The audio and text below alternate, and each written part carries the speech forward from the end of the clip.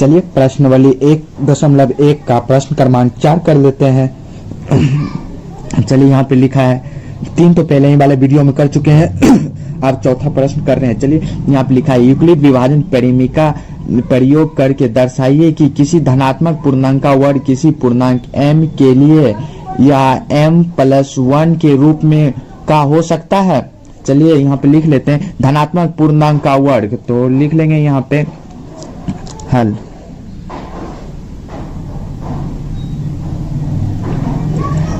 माना ये धनात्मक पूर्णांक है,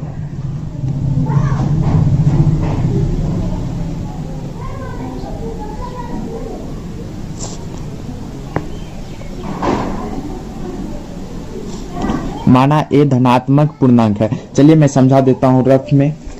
चलिए यहाँ पे ए ले लेते हैं बीच में भाग चिन्ह के। यहाँ पे है 3m+1, 3m+1 है। अगर यहाँ पे 4m+1, 5m+1 रहते तो यहाँ पे भाजक ये हो गया भाजक 3m। तो अगर 4m+1 रहता तो 4m+1 लिखते, यहाँ पे भाजक हो गया 3, तो 3 लिख दिया। अगर शेषफल अगर 3 से भाग करने पर किसी का q आता है, भागफल q आ जाता है, कुछ भी आ सकता है, या फिर इसका शेषफल कुछ भी आ सकता है। तो क्या सब आ सकता है, इनसे छोटा ही ना आ सकता है। अगर करेंगे 3 से, यहाँ पे अगर 3m है, अगर 4m रहता तो 4 से यहाँ पे a में भाग देते। यहाँ पे 3m है तो 3 से देंगे, तो 3 से छोटा ही ना शेषफल आ सकता है। क्या सब आ सकता है, 0 आ सकता है, 1 आ सकता है, 2 आ सकता है, 3 आ सकता है। 3 नहीं आ जाएगा, 2 इससे छोटा ही आ सकता है। 3 संख्या आ सकता है इससे छोटा है, 0 1 2। तो q भी कुछ भी आ सकता है आर करने पे। तो चलिए यहाँ पे हम लिख देते हैं यूक्लिड विभाजन परिमिका के, यही हो गया परिमिका। यहाँ पे आ सकता है ये सब, ये बीच वाला है तो a बराबर, ये दोनों के गुणा के रूप में लिख देंगे 3 × q प्लस यहाँ पे r है तो प्लस r। चलिए इसको गुणा चिन्ह हटा देते हैं, तब देखिए ऐसे आ जाएगा 3q प्लस r, ये आ जाएगा। चलिए मैं बता देता हूँ। अब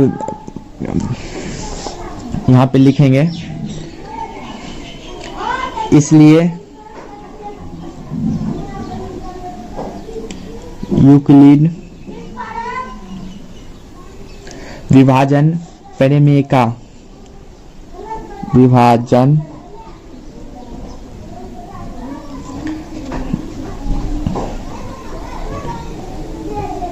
का से लिख दिए।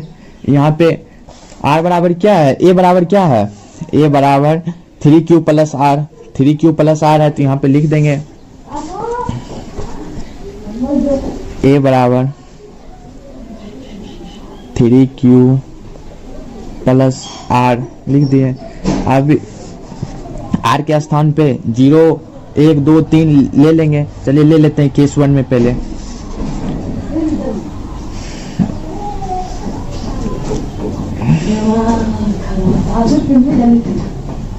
केस 1 में ले लेते हैं, यदि r बराबर 0 हो तो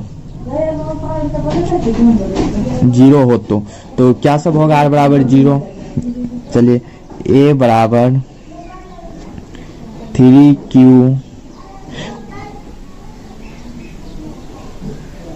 जीरो।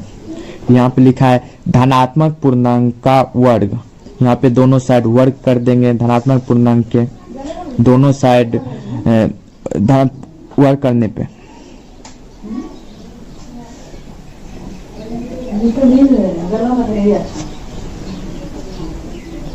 दोनों साइड वर्ग करने पे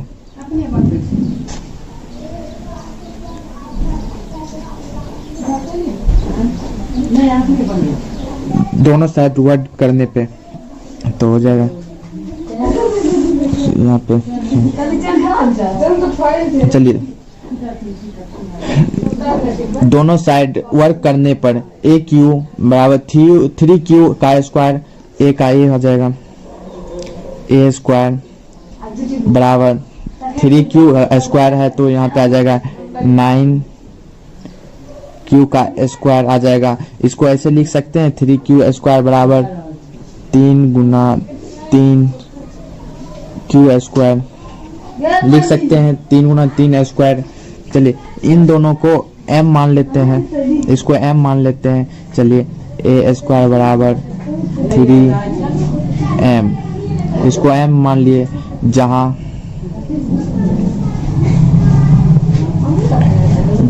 m बराबर 3q स्क्वायर।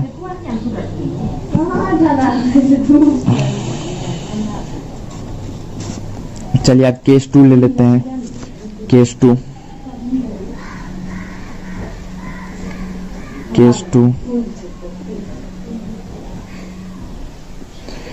2 ले लिए तो r बराबर 1 हो जाएगा केस 2 में, क्योंकि 3 से कम ही होगा, 1 होगा 2 होगा, 0 1 2 हो सकता है, तो r बराबर 1 ले, r बराबर 1 हो r बराबर 1 हो तो ले लेंगे a बराबर 3, यहाँ पे सॉरी 3q लिखना था, 3q प्लस r, यहाँ पे a बराबर 3q, r के प्लस 1 लिख देंगे 1। दोनों साइड वर्क करने पे, वहाँ पे लिखा है धन पूर्णांक का वर्क करने पे। चलिए धन पूर्णांक का वर्ग, यहाँ पे दोनों साइड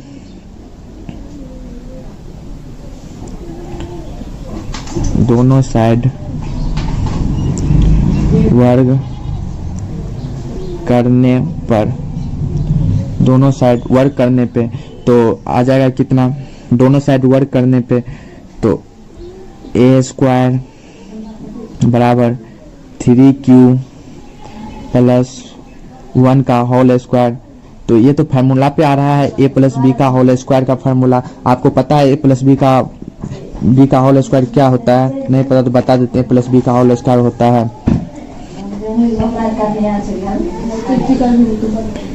होल स्क्वायर बराबर होता है a square plus b square plus 2ab। ये होता है इसका फार्मूला। ये फार्मूला पे बैठा देते हैं तो a स्क्वायर बराबर 3 square plus a square plus 2 Guna 3q plus 1 into 1। चलिए फार्मूला पे बैठा दिए हैं। चलिए लिख लेते हैं फिर से। जैसे ही हम फार्मूला पे यहाँ पे बैठा देंगे तो इसको लिख लेंगे a क्यू बराबर, यहाँ पे आ जाएगा 3q है तो 9q आ जाएगा, 9q आ जाएगा, 9q प्लस 1 का वर्ग तो 1 ही होगा, 1 का वर्ग तो 1 ही आ जाएगा। चलिए यहाँ पे लिख लेते हैं 3 दूनी 6, 6 एकम 6, 6q आ जाएगा, 6q आ गया। तो चलिए यहाँ पे लिख लेते हैं a क्यू बराबर, ये दोनों में से कॉमन ले सकते हैं 3, तो चलिए एक साइड लिख लेते हैं इस सबको, 9q square plus 6q square plus 1 लिख लिए हैं। चलिए साइड में बता देते हैं, यहाँ पे बता देते हैं a क्यू। तो इसमें से कॉमन ले लेंगे, 3 कॉमन ले लेंगे तो यहाँ 3q 1 प्लस 1 हो जाएगा। चलिए ले लेते हैं यहाँ साइड में। चलिए यहाँ पे लिख लेते हैं फिर a स्क्वायर, यहाँ पे ले लेंगे कॉमन ले लेंगे 3q। चलिए 3q कॉमन ले लेते हैं, वहाँ से 3q कॉमन ले लिए, यहाँ पे बच जाएगा 3q बच जाएगा प्लस 2 प्लस 1, उसमें से लेंगे तो 3q प्लस 2 प्लस 1 न होगा। चलिए लिख देंगे a स्क्वायर बराबर इसको मान लेते हैं, इसको m मान लेते हैं, इतना को m मान लेते हैं। चलिए हम m मान लिए इतना को, तो हो जाएगा 3m प्लस 1, 3m प्लस 1 हो गया। चलिए यहाँ पे जहाँ m बराबर हो जाएगा 3q इंटू 3q प्लस 2 आ जाए। चलिए केस 3 ले लेते हैं यहाँ पे।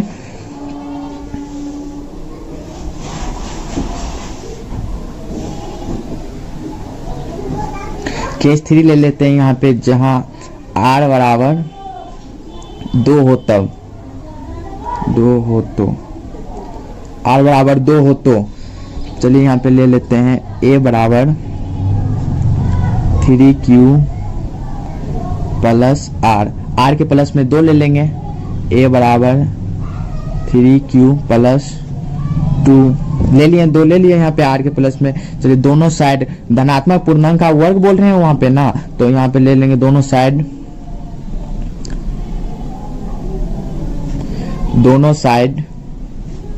वर्ग करने पर,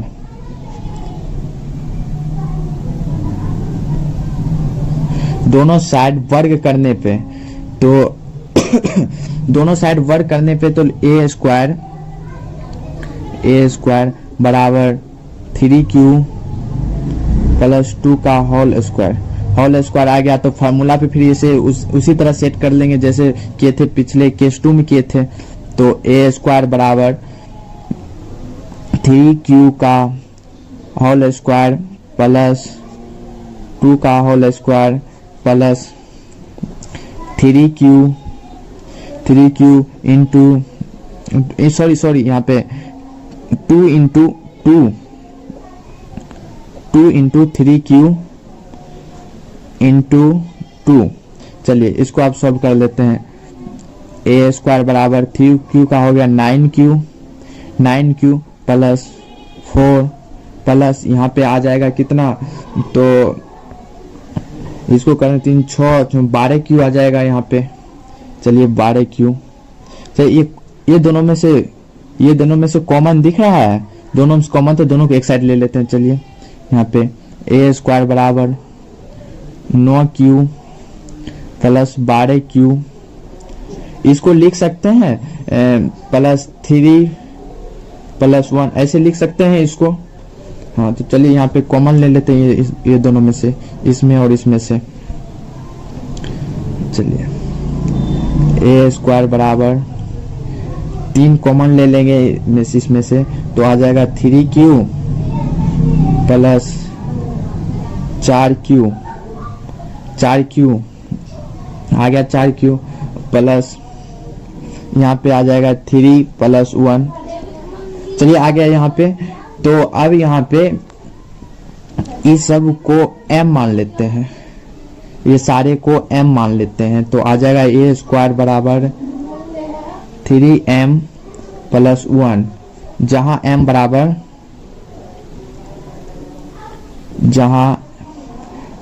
बराबर 3q प्लस 4q प्लस 3। चलिए सॉल्व हो गया मेरा चौथा प्रश्न भी सॉल्व हो गया। चलिए एक एक्सरसाइज 1.1 में हम बता दिए सारा क्वेश्चन। चलिए थैंक यू सो मच।